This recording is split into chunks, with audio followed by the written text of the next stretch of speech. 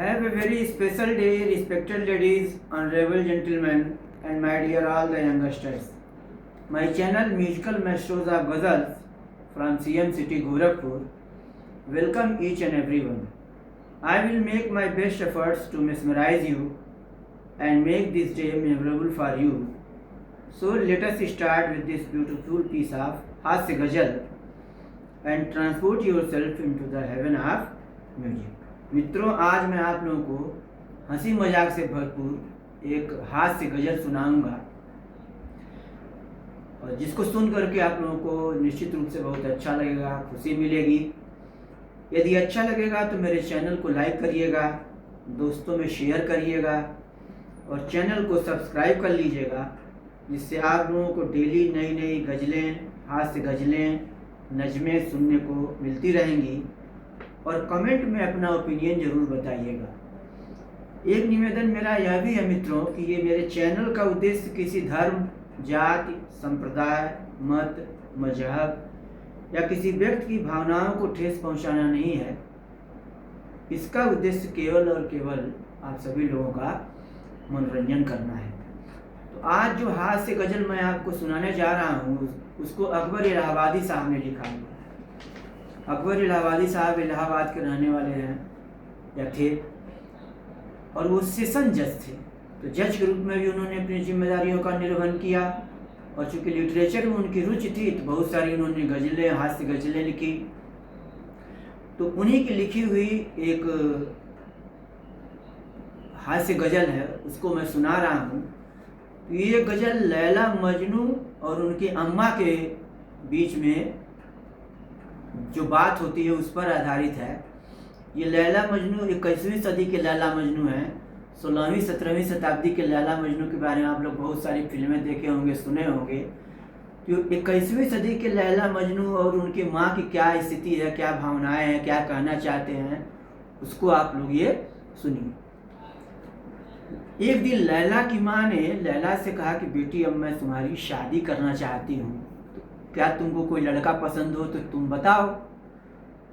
तो लैला ने कहा कि हाँ, मुझको मजनू से शादी करनी है मम्मी, दूसरे किसी लड़के से हम शादी नहीं करेंगे और ज़बरदस्ती करोगे तो हम जहर खा लेंगे, जान दे देंगे। तो उनकी माँ ने कहा भाई कि 21वीं सदी का मामला है, लड़की के साथ ज़बरदस्ती करना भी ठीक नहीं है। लड़की के पसंद को देखा जाए, जाना जाए, तब उसके बाद कोई निर्णय लिया जाए। तो उन्होंने लैला से कहा भाई ठीक है, हम लोग तुम्हारी पसंद को मानते हैं, लेकिन लड़के से मुलाकात तो कराओ। तो उस परिवार में डिसीजन हुआ कि भाई हम लोग रामगढ़ ताल में बगल में घूमेंगे भी, फिरेंगे भी और एक दूसरे से बात भी कर लेंगे, जान पहचान भी हो जाएगी। तो दोनों परिवार के लोग आए, एक तरफ से लैला आई, उनकी माँ जी आई, लेकिन मजनू साहब अकेले ही आए, वो किसी ले करके नहीं आए, क्योंकि उनको डर था कहीं ऐसा ना हो कि शादी हमारी कट जाए। तो उनके और लैला की माँ के बीच में क्या डायलॉग डिलीवरी होती है वो सुनिए और उसका आनंद लीजिए। कहा मजनू से ये लैला की माँ ने कि बेटा तू अगर कर ले एमए पास तो फौरन ब्याह दूँ लैला को तुझसे, बिना दिक्कत मैं बन जाऊं तेरी सास। कहा मजनू से ये लैला की माँ ने कि बेटा तू अगर कर ले एमए पास तो फौरन ब्याह दूँ लैला को तुझसे और बिना दिक्कत मैं बन जाऊं तेरी सास। अब मजनू साहब जब ये सेंटेंस सुने पढ़ाई लिखाई का तो उनका तो माथा हो गया खराब। पढ़ाई लिखाई से उनको विशेष रुचि थी नहीं और ये ज़बरदस्ती फिर पढ़ाई लिखाई की बात ला दी जा रही है कि एमए पास करो तब हम लैला से तुम्हारी शादी करवाएंगे। तो उन्होंने एक निर्णय उसी समय लिया और उसके बाद उन्होंने जवाब देना शुरू किया। तो जवाब क्या दे रहे हैं? कहा मजनू ने ये अच्छी सुनाई, कहाँ आशिक और कहाँ कॉलेज की बकवास।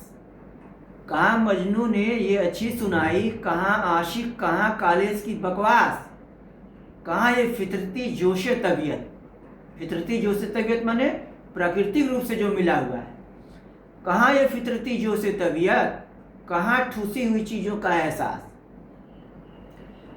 बड़ी बी आपको क्या हो गया है, बड़ी बी आपको क्या हो गया है? हिरन पे लादी जाती है कहीं घास। बड़ी बी आपको क्या हो गया है? हिरन पे लादी जाती है कहीं घास। ये अच्छी कदरदानी आपने की, कदरदानी सम्मान, ये अच्छी कदरदानी आपने की।